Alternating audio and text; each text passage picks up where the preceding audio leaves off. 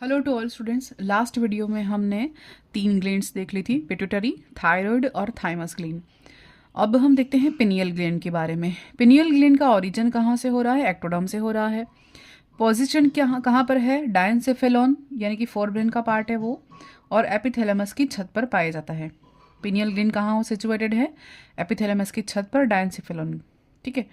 अब reddish brown colour का ये सेल होता है, कोशिकाएं होती हैं, और ये क्या करेंगी? पिनियलोसाइट कोशिकाएं कही जाती हैं। और इनका ये फॉर्मेशन कैसे होता है? तंत्रिका कोशिकाओं के रूपांतरण से इनका फॉर्मेशन होता है पिनियलोसाइट सेल्स का। ठीक है। पिनियल ग्लैंड पिनियल आई का अवशेषीय अंग है, क्योंकि इनमें प्रकाश संवेदी कोशिकाएं पाई जाती हैं। पिनियल ग्लैंड क्या है?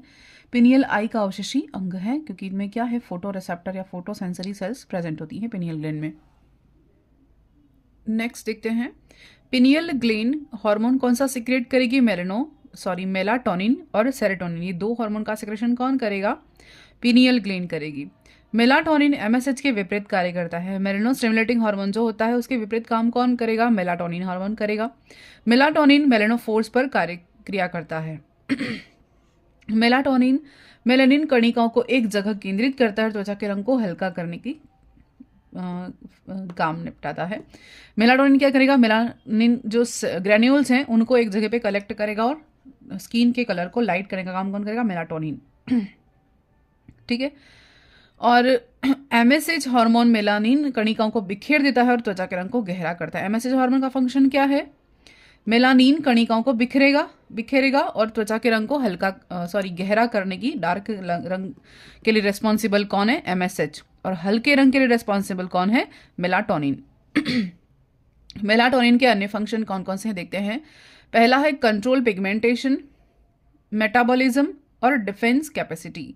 फर्स्ट फंक्शन क्या है? कंट्रोल पिगमेंट यानी पिगमेंटेशन को रोकने के लिए कौन रिस्पॉन्सिबल है? मेलाटोनिन। ठीक है, स्किन के कलर को लाइट करेगा। फिर मेटाबॉलिज्म के लिए रिस्पॉन्सिबल है, और दूसरा है डिफेंस कैपेसिटी भी रिस्पॉन्सिबल है कौन? Melatonin 24 hours rhythmic of body, इसको सर्केडियम रिदम भी कहते हैं, यानी 24 घंटे का जो दैनिक हमारा साइकिल होता है ना, इसको बायोलॉजिकल क्लॉक को कंट्रोल करने वाला कौन है?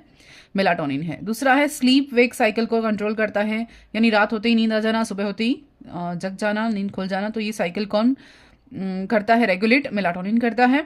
बॉडी टेम्परेचर को कंट्रोल करता है। सारे फंक्शन किसके हैं? मेलाटोनिन के हैं। सेरोटोनिन का हार्मोन का फंक्शन क्या है? वैसोकॉन्ट्रैक्टर। इसका फंक्शन क्या है? वैसोकॉन्ट्रैक्टर, यानी वाहिकाओं के व्यास को कम करता है। पिनियल ग्लैंड को क्या कहते हैं? एपिफाइसिस सेरेब्राई भी कहते हैं। पिनियल ग्लैंड का दूसरा नाम क्या है? Epiphysis cerebri. अगर ये नाम आ जाए ना, एपिफाइसिस सेरेब्राई, तो भी हमें किसकी से बात समझनी है? पिनियल ग्लैंड के बारे में बात हो रही है, समझना है। ठीक है। कई बार हम नाम नहीं पता होता तो क्वेश्चन हम इग्नोर कर देते हैं, ये नहीं करना। नेक्स्ट है, मेलाटोनिन का स्त्रावण दिन के समय कम हो जाता है और अंधेरे में बढ़ जाता है, इसीलिए रात होते ही नींद आती है ना। ये स्लीप साइकिल को रेगुलेट करता है। पिनियल ग्लैंड के मध्य भाग से एंटीगोनेडियल हार्मोन का स्राव हो रहा है। क्या कह रहे हैं? पिनियल ग्लैंड के मध्य भाग से क्या होता है? एंटीगोनेडियल हार्मोन का सिक्रेशन हो रहा है, और हार्मोन जननांग के विकास को रोकता है। एंटीगोनेडियल है ना, इसलिए क्या करेगा? गोनाड के सिक्रेशन का, गोनाड के डेवलपमेंट को रोकने का काम कौन करेगा? पिनियल ग्लैंड के मध्य भाग से स्राव होने वाला कौन सा हार्मोन? एंटीगोनेडियल हार्मोन। यदि चूहे के पिनियल ग्लैंड को हटा दिया जाए तो उसमें क्या हो जाएगी? लैंगिक परिपक्वता जल्दी आ जाएगी। ठीक है। फिर पिनियल ग्लैंड का विकास अधिकतम 7 से 8 साल तक की उम्र तक होता है, उसके बाद रिड्यूस हो जाती है पिनियल ग्लैंड। और इस ग्रंथि में 14 साल की उम्र समूह में कैल्शियम कार्बोनेट या कैल्शियम फॉस्फेट जमा हो जाता है। फिर अब इसे ब्रेन सैंड या एसेरिव्यूली भी कहते हैं। ठीक है, क्योंकि ये कैल्शियम फॉस्फेट जमा हो जाता है और ये बाद में काम की नहीं रहती, रिड्यूस हो जाती है। जब तक शरीर में पिनियल ग्लैंड का विकास होता है तब तक कोई गोनाड विकसित नहीं होते।